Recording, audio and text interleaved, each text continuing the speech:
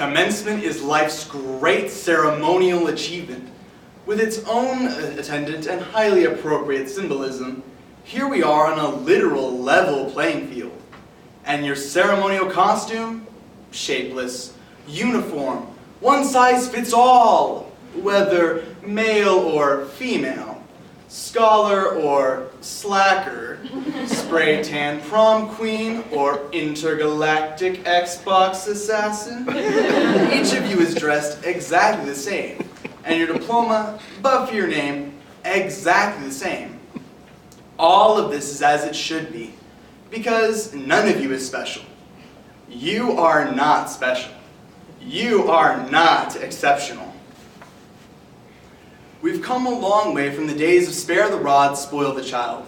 But has the pendulum swung too far? Has the millennial generation been so coddled by its helicopter parents, so conditioned to expect participation trophies rather than earn them, that it is ill-equipped to succeed in the real world? While speaking to the Wellesley High School class of 2012 in Massachusetts, an English teacher inspired graduates to achieve something meaningful, while popping the bubble on the notion that everyone is a precious snowflake by telling them, "You're not special," by David McCullough.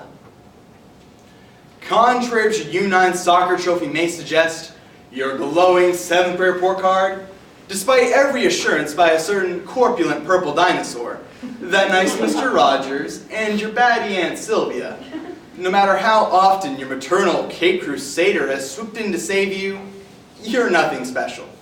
You've been pampered, cosseted, doted upon, helmeted, bubble-wrapped.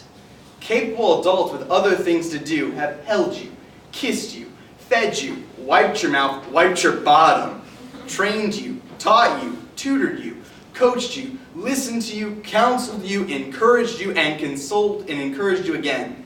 You've been nudged, cajoled, wheedled, and implored. You've been feted and fawned over and called sweetie pie. We've been to your plays, your recitals, your science fairs. Absolutely. Smiles ignite when you walk into the room, and hundreds gasp with delight at your every tweet. And now you've conquered high school. But do not get the idea you're anything special, because you're not. The empirical evidence is everywhere. Across the country, no fewer than 3.2 million seniors are graduating from more than 37,000 high schools. That's 37,000 class presidents, 37,000 valedictorians, 92,000 harmonizing altos, 340,000 swaggering jocks, 2,185,967 pairs of Uggs. But why limit ourselves to high school? After all, you're leaving it. So think about this. Even if you're 1 in a million on a planet of 6.8 billion, that means that there are nearly 7,000 people just like you. And consider for a moment the bigger picture. Your planet, I'll remind you, is not the center of its solar system. Your solar system is not the center of its galaxy. Your galaxy is not the center of the universe. In fact, astrophysicists assure us the universe has no center. Therefore, you cannot be it. But Dave, you cry, Walt Whitman tells me I'm my own version of perfection. Epictetus tells me I have the spark of Zeus. And I don't disagree. So that makes 6.8 billion examples of perfection. 6.8 billion sparks of Zeus. You see, if everyone is special, then no one is. If everyone gets a trophy, trophies become meaningless. We have of late, we Americans, to our detriment, come to love accolades more than genuine achievement.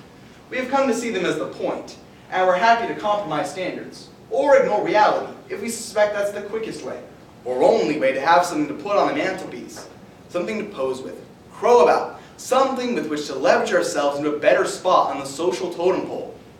No longer is how you play the game. No longer is it whether you win or lose, or learn or grow, or enjoy yourself doing it. Now it's, so what does this get me?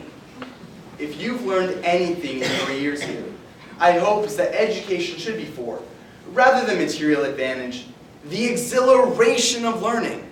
I also hope you've learned enough to recognize how little you know now, at the moment. For today is just the beginning. It's where you go from here that matters. As you commence, and before you scatter to the winds, I urge you to do whatever you do, for no other reason than you love it, and believe in its importance. Resist the easy comforts of complacency, the specious glitter of materialism, the narcotic paralysis of self-satisfaction. Be worthy of your advantages. Develop and protect a moral sensibility, and demonstrate the character to apply it. Dream big, work hard, think for yourself, love everything you love, everyone you love, with all your might, and do so, please, with a sense of urgency. For every tick of the clock subtracts from fewer and fewer. The fulfilling life, the distinctive life, the relevant life is an achievement. Not something will fall into that because you're a nice person, or mommy ordered it from the caterer. You'll note the founding fathers took great pains to secure your inalienable right to life, liberty, and the pursuit of happiness, which leaves little time for lying around watching parrots roller skate on YouTube. The first President Roosevelt, the old Rough Rider, advocated the strenuous life.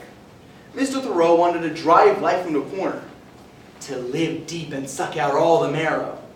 The poet Mary Oliver tells us to row into the swirl and roil. The point is the same. Get busy, have at it. Don't wait for inspiration or passion to find you. Get up, get out, explore, find it yourself, and grab hold with both hands. None of this day-seizing, though, should be interpreted as license for self-indulgence. The fulfilled life is a consequence, a gratifying byproduct. It's what happens when you're thinking about more important things. Climb the mountain not to plant your flag, but to embrace the challenge. Enjoy the air and behold the view. Climb it so you can see the world, not so the world can see you. Go to Paris to be in Paris, not to cross it off your list and congratulate yourself for being worldly. Exercise free will and creative, independent thought, not for the satisfactions they will bring you, but for the good they will do others, the rest of the 6.8 billion, and those who will follow them. And then you too will discover the great and curious truth of the human experience, is that selflessness is the best thing you can do for yourself. The sweetest joys in life come only with the recognition that you're not special, because everyone is.